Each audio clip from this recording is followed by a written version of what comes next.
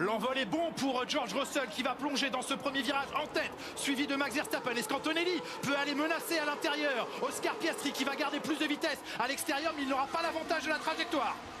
On s'est bien positionné là, Antonelli, et Piastri a dû laisser passer, oui. Piastri qui est raisonnable, c'est le leader du championnat du monde, il ne doit pas prendre de risques démesurés. On va suivre évidemment derrière les positions acquises par les uns et les autres, alors qu'il y a du vent sur le circuit, mais il n'y a pas encore de tempête et pas de contact entre les pilotes. Et Piastri au virage 3 était à l'extérieur, il ne pouvait pas freiner plus tard, il y a une voiture devant lui.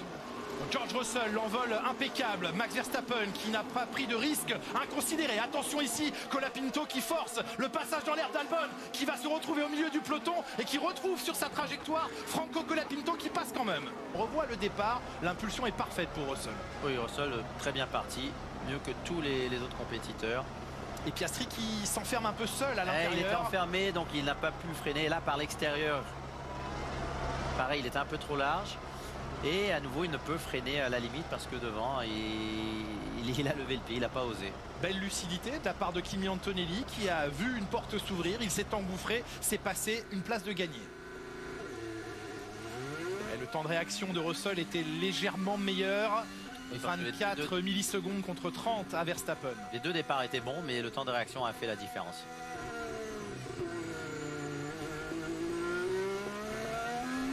Et à ce moment, pour Antonelli, c'est pas encore tout à fait gagné, mais la traction est très bonne, la motricité est très bonne. Mais Piastri a vraiment freiné tôt à cet endroit-là. Il avait décidé de laisser passer et de ne pas se battre.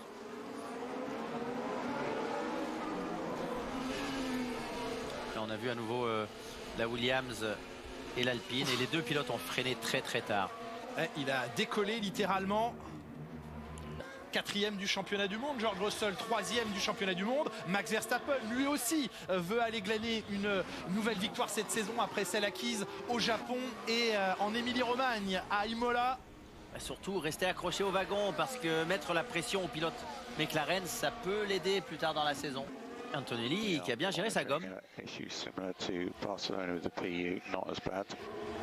Alors on se concentre et on observe un éventuel problème qui serait similaire à celui de Barcelone, mais pas aussi grave. Ça commence à faire beaucoup de soucis de fiabilité sur le moteur alors qu'il plonge dans la voie des stands à pleine vitesse maintenant. Retour au stand pour celui qui était deuxième dans ses courses. Il tente l'undercut, Jack. Et Norris qui est collé à Lewis Hamilton, qui va aller le chercher au DRS et à l'aspiration. Normal, hein. Et par l'extérieur cette fois-ci, Hamilton va être appelé au stand. Alors là, au freinage, ça peut être du temps perdu. Il aurait dû se mettre... Il va perdre du temps, il est obligé de laisser il aurait dû le laisser passer par l'intérieur, Lewis Hamilton, mais on lui a dit box trop tard. La Russell va être très bien placé. Là, ça va être compliqué. Pour prendre l'avantage sur la Ferrari. Et il le laisse passer par l'intérieur. Il va plonger. Attention au freinage parce que collé dans l'échappement de la McLaren, de la Mercedes, pardon, il a beaucoup moins d'appui d'un seul coup. Il va pas être loin, il va pas être loin de sortir devant, il va pas être loin de sortir devant Kimi Antonelli. Et il va passer, oui, bravo. Eh oui. Côte à côte, les pneus chauds de Verstappen. C'était... Eh oui, mais il n'a jamais été aussi proche, ça a failli fonctionner. Et puis on voit Albon derrière sortir large, ça sent la frustration chez Albon. Force en force pour Lance Stroll sur Pierre Gasly qui commence à un peu agoniser avec ses pneumatiques là. La providence ne sera peut-être pas de la partie pour le pilote français aujourd'hui. Décalage dans l'air malheureusement. Et il va court-circuiter la chicane. On voit pas que c'est Albon. Oui, c'est Albon. C'est Albon, absolument.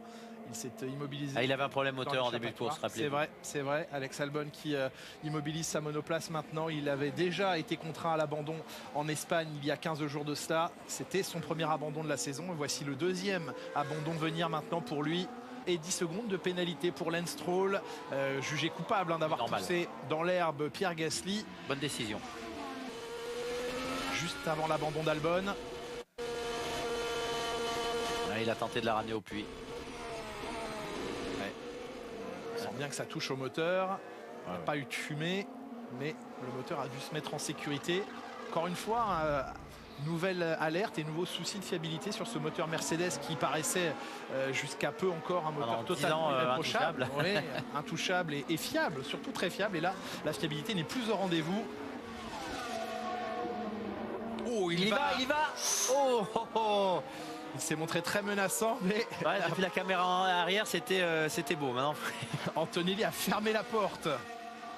Ah, malheureusement, Lawson va devoir abandonner. Il va rejoindre Albon sur la liste des abandons. Il était loin, très loin, sans espoir aujourd'hui d'inscrire les points. Et on va préférer abandonner dans le clan Racing Bulls. Par contre, Norris est revenu dans le DRS de Piastri. Ah oui, ça y est, il est dans la zone DRS, la bataille des deux leaders du championnat du monde. Oscar Piastri menacé maintenant par son coéquipier. Ils sont séparés par 10 points au championnat du monde et par moins d'une seconde sur la piste de Montréal. On le voit, il est à l'attaque derrière, il veut mettre la pression sur son coéquipier parce que pour lui, ce sont des points sur Piastri qui sont importants. Let's attack Oscar while he doesn't have DRS. Ah oui, on lui dit vas-y, attaque Oscar. Bien sûr, logique avec le DRS activé maintenant. Allez, les yeux dans les rétroviseurs et il va se décaler. Petite intimidation, menace, première menace de Norris sur Piastri. Ah, il va être bien placé, Piastri va avoir sa chance. Il va avoir sa chance, Oscar Piastri. Avant la fin du Grand Prix. Il va falloir la saisir au bon endroit. Quel niveau de pression là? Ah non, il s'est loupé dans la chicane. Oui, absolument. Il sort moins bien de cette dernière chicane. Non, il se met à l'abri grâce au DRS, Piastri. Non, je crois que Norris aurait pu le doubler là dans ses derniers tours. Il a raté sa fenêtre, Norris. Il va être extrêmement bien positionné. Il va à l'intérieur. Il va recroiser. Oscar Piastri qui va recroiser à la sortie. Attention d'éviter le contact coûte que coûte. Ça va faire les affaires d'Antonelli. Ils sont côte à côte, les pilotes McLaren maintenant dans la remontée. Accrochage interdit. Les règles sont claires chez McLaren. On se bat mais on ne se touche pas. Et c'est à celui qui va freiner le plus tard. Ce sera pour Piastri. La sortie de la chicane va être favorable à Lando Norris. C'est beau ce qu'ils sont en train de nous offrir l'un et l'autre. Là devant, l'aileron cassé pour Lando Norris qui a tout perdu dans cet accident. Oh là là, terrible pour Lando Norris. Ça c'était pas beau parce que... Ah oui, parce que là on passe d'un espoir de podium à un abandon pour Lando Norris. Et la facture va être très lourde. Voiture de sécurité à venir bien sûr. Et Russell va se retrouver dans les derniers tours sous la menace de Verstappen. Antonelli sous la menace de Piastri. C'est exactement ce qu'on espérait ne pas voir chez McLaren et c'est arrivé. On revoit toute la scène, Jacques, avec vous. Toute la scène, DRS ouvert.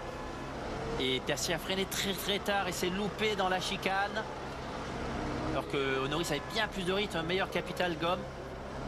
Oh, le freinage ultra attardé. Et après il n'arrive pas à sortir de la chicane. Là il sort mieux. Alors c'est là maintenant. Il se met sur la gauche. Piastri a l'intention de lui fermer la porte à gauche. Il avait touché la roue arrière. En même temps qu'il se décale vers la gauche, Piastri allait vers la gauche et c'était trop tard. Alors de la caméra de Norris, c'est peut-être le meilleur point de vue, Jacques. Ah oui, regardez. Hop, il se met à gauche. Et en même temps qu'il a levé le pied, mais dès qu'il s'est calé à gauche, il y a le petit coup de volant de Piastri. Are you all right, dude? Yeah, I'm sorry. It's all my bad. Bon, il se prend la pénalité. Bon, okay. Il assume, Norris, grande classe, qui dit c'est entièrement de ma faute.